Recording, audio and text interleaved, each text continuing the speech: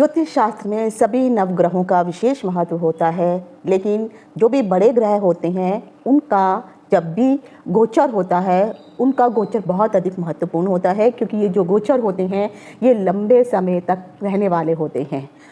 वैदिक ज्योतिष के अनुसार कुल मिलाकर के 4 शुभ ग्रह बताए गए हैं। उन 4 में से एक आते हैं देवों के गुरुदेव बृहस्पति। तो बृहस्पति ग्रह शुभ ग्रह माने जाते हैं, शुभ कारक माने जाते हैं, क्योंकि बृहस्पति आपके भाग्य, धन, विवाह, धर्म कर्म, शिक्षा और बच्चों के कारक होते हैं। देवगुरु बृहस्पति को 2 राशियां दी गई हैं, एक है धनु राशि, दूसरी है मीन राशि। तो धनु राशि में उनका प्रभाव बहुत अधिक होता है, तो आप कह सकते हैं कि 100 में से 75% प्रभाव वह धनु राशि में रखते हैं और मीन राशि में वह 25% का अपना प्रभाव अर्थात असर वहाँ पर रखते हैं। कर्क राशि में ये जो है उच्च के माने जाते हैं और मकर राशि में जो देवगुरु बृहस्पति हैं वह नीच के हो जाते हैं, क्योंकि धनु जो है उनकी मूल त्रिकोण राशि होती है, इसीलिए वो वहाँ पर इतना अधिक प्रभाव डालते हैं। देखा जाए जब भी बड़े ग्रह जो है परिवर्तन करते हैं, तो जो देवगुरु बृहस्पति है कम से कम 12 से लेकर के 13 महीनों तक का जो है ये इनका एक राशि से दूसरे राशि में परिवर्तन होता है और वो एक ही राशि में कम से कम 12 से 13 महीने रहते हैं, जिसमें वह कभी बकरी भी होते हैं, कभी मार्गी भी होते हैं, कभी अस्त भी होते हैं। तो इस तरह से जो है ये अपना पूरा जो है 1 साल मिनिमम हम मान के चल सकते हैं कि उस राशि में, एक राशि में वो बिताते ही बताते हैं। अगर जैसे इस वक्त गुरु जो है मेष राशि में है, तो मेष राशि में दोबारा गुरु को आने के लिए 12 साल का समय लगेगा। तो 12 साल बाद जो है जब 13वां साल आएगा तब गुरु दोबारा मेष राशि में आएंगे। तो आप कह सकते हैं कि वो जिस भी राशि में परिवर्तन करते हैं उस राशि में दोबारा आने के लिए उन्हें 12 साल का समय लगता है। उसी प्रकार जैसे शनि को एक राशि का चक्कर कंप्लीट करके दोबारा जब वो उस राशि में आएंगे, सपोज शनि जो है मेष राशि में अगर हैं तो वो 30 सालों के बाद फिर दोबारा मेष राशि में आएंगे। तो शनि के बाद जो है गुरु जो है जो दीर्घ चलने वाले ग्रह माने जाते हैं। जब भी गुरु का राशि परिवर्तन होता है तो इसका प्रभाव सभी राशियों पर, सभी राशियों के जातकों के ऊपर अवश्य पड़ता है। और ज्योतिष गणना के अनुसार अगर आप देखेंगे तो देवताओं के गुरु जो बृहस्पति हैं वर्तमान में इस वक्त जो है वह मेष राशि में विचरण कर रहे हैं और 1 मई को वह अपना राशि परिवर्तन करने वाले हैं। वह मेष राशि को छोड़ करके वह जो शुक्र की राशि है वृष राशि उसमें आने वाले हैं। हालांकि देखा जाए जो शुक्र है वो राक्षसों के गुरु माने जाते हैं, तो इस वक्त जो है बेशक ये राक्षसों के गुरुओं का जो ये घर है इसमें यहाँ पर जा रही हैं, ये उनका शत्रु का घर माना जा सकता है। लेकिन दोनों ही अपनी जगह प्रभावशाली हैं, दोनों ही जो है अपना अपना प्रभुत्व रखते हैं। एक देवताओं के गुरु हैं, एक राक्षस के गुरु हैं। तो जरूर जब कोई देवता राक्षसों के यहाँ या किसी बुरे के घर में जाता है तो थोड़ा उसको परेशानी तो होती ही है। अगर आप भी किसी ऐसे व्यक्ति के पास जाएंगे जो आपका दुश्मन का घर है तो कंफर्टेबल तो आप भी महसूस नहीं करेंगे। उसी प्रकार से इनको भी वही वहाँ पर जाने के बाद दिक्कत होगी। लेकिन अगर आप गुरु का प्रभुत्व देखेंगे तो ये इतने अधिक भारी ग्रह हैं कि वह इस वाले हिस्से को जो है दबा देंगे। शास्त्रों के अनुसार या फिर साइंस के अनुसार भी अगर आप देखेंगे तो कम से कम जो है 1700 पृथ्वी, अगर एक तरफ तराजू में 1700 पृथ्वी रख दी जाए और एक तरफ गुरु ग्रह को रख दिया जाए तब भी गुरु ग्रह का वजन ज़्यादा होगा और 1700 पृथ्वी का वजन कम ही रहने वाला है।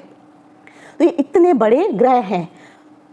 देवगुरु बृहस्पति मेष राशि को जो है 1 मई को छोड़ देंगे और वह वृष राशि में जो है दोपहर के 2:29 पर यह अपना राशि परिवर्तन करने वाले हैं। और वृष राशि के यह कृत्तिका नक्षत्र जो है वो सूर्य का नक्षत्र होता है, इसमें यह प्रवेश करेंगे। तो अगर आप देखेंगे तो कृत्तिका नक्षत्र जो सूर्य का नक्षत्र है, सूर्य और जो गुरु हैं ये आपस में मित्र बनते हैं। तो यानी वह जा तो वृष राशि में रहे हैं लेकिन वृष राशि में वह अपने मित्र के घर पे ही निवास करने वाले हैं।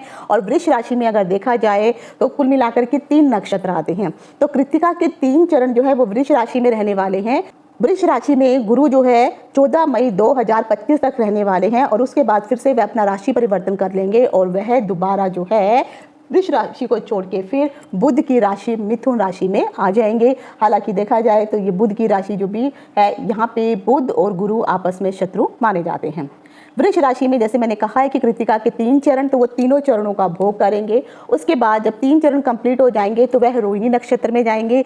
रोहिणी जो है वो चंद्रमा का नक्षत्र होता है, तो ये भी देखा जाए तो उनके मित्र का ही घर है, क्योंकि गुरु और चंद्रमा जब आपस में मिलते हैं तो गज केसरी योग का निर्माण होता है। तो चारों चरणों का ये यहाँ पर जो है इनको भुगतने के बाद जो है फिर यह अपने मित्र की राशि अपने मित्र का जो नक्षत्र मंगल का जो नक्षत्र मृगशिरा है उसमें प्रवेश करेंगे। तो मृगशिरा के 2 नक्षत्र इसके अंतर्गत आएंगे।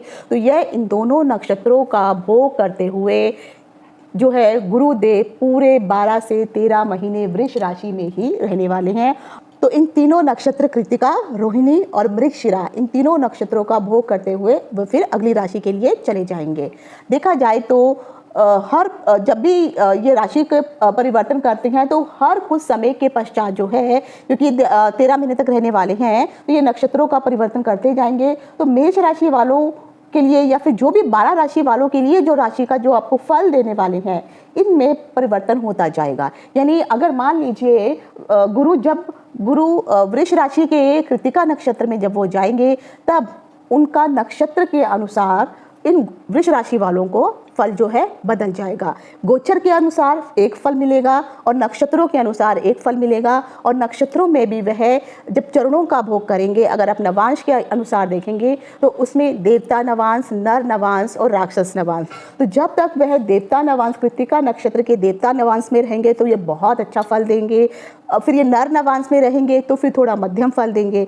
लेकिन जब यह कृतिका नक्षत्र के तीसरे यानी राक्षस नवांश में आ जाएंगे तो वहाँ पर इनका जो फल देने का जो प्रभाव होगा वो बदल जाएगा। तो जरूरी नहीं है वहाँ पर जो है बैठ के वो शुभ फल कम, अशुभ फल ज़्यादा देने लग जाएंगे, क्योंकि नवांश के अनुसार जो है उनके फलों में परिवर्तन आ जाएगा। गुरु के अनुसार अगर आपको राशि के परिवर्तन में अगर मैं आपको एक बात बताऊं तो सबको ये जरूर ध्यान देना चाहिए कि सिर्फ आप ये मत सोचिए वृष राशि में चले गए हैं तो इनको ये सब फल मिलने वाले हैं। तो जो भी मैं अब आपको राशि के फल बताने वाली हूँ उसमें आपको नक्षत्र का भी जो राशिफल है देखना जरूरी है। तो मैं आज के तो वीडियो में आपको बताऊंगी कि राशि के अनुसार आपको क्या फल मिलने वाला है, जिसके अंतर्गत मैंने दृष्टियों को भी जोड़ा हुआ है। यानी जब गुरु यहाँ पर आएंगे तो उनकी जो है 5वीं दृष्टि, 7वीं दृष्टि और 9वीं दृष्टि ये पड़ेगी और उसके अनुसार वह फल देंगे। याद रखिए, गुरु जिस भी भाव में बैठते हैं उस भाव को वो दबा देते हैं भारीपन की वजह से। तो उस भाव में स्थान हानि करो गुरु, तो उस भाव में वो उतना शुभ फल नहीं दे पाते हैं, लेकिन उनकी दृष्टियाँ अमृतमयी होती हैं तो वहाँ पर वह बैठ करके उन भावों में वो बहुत अच्छा फल देने लगते हैं। वृष राशि के जातकों को अगर देखा जाए तो 2024 से लेकर के मई 2025 तक का जो समय है ये आपके लिए बहुत अच्छा सभी राशियों के लिए भी रहने वाला है। 1 मई को दोपहर के 2 बजे, पौने 2 बजे के आसपास जो है वो अपना राशि परिवर्तन कर रहे हैं। वह वृष राशि के सबसे पहले जो है वो कृतिका नक्षत्र जो सूर्य का नक्षत्र है उसमें जाएंगे। उन तीनों नक्षत्रों के चरणों का भोग करते हुए वह 12 जून 2024 को फिर वह रोहिणी नक्षत्र में चले जाएंगे। और उसके पश्चात 9 अक्टूबर 2024 को देवगुरु बृहस्पति जो है वक्री अवस्था में आने वाले हैं। इसके बाद 4 फरवरी 2025 को वह मार्गी होंगे और 2025 से लेकर के 14 मई को जो है गुरु जो है फिर वृष राशि से निकल करके वह मिथुन राशि में चले जाएंगे। लेकिन एक चीज़ याद रखनी जरूरी है कि जैसे ही गुरु आपकी राशि में आएंगे उसके 2 दिन बाद ही गुरु अस्त होने वाले हैं। तो वृष राशि में आने के पश्चात ये 2 से 3 दिनों के पश्चात यानी 1 तारीख को आएंगे तो 3 तारीख को गुरु अस्त अवस्था में चले जाएंगे। अब आता है, क्योंकि अस्त अवस्था में जब वो जाएंगे तो उनके प्रभाव में भी जो है चेंजेस आ जाएंगे। कोई ग्रह अस्त कब होता है? जब वह सूर्य के बहुत अधिक नज़दीक आ जाता है तो सूर्य का प्रकाश इतना अधिक उस ग्रह के ऊपर पड़ता है, उस ग्रह को वो चीज़ें दिखाई ही नहीं देती हैं। यानी आपको अगर एक चकाचौंध रोशनी के आगे खड़ा कर दिया जाए तो आपकी आंखों के आगे अंधेरा आ जाएगा। सेम उसी प्रकार से सूर्य के नज़दीक आने के पश्चात कोई भी ग्रह जो है अस्त हो जाता है।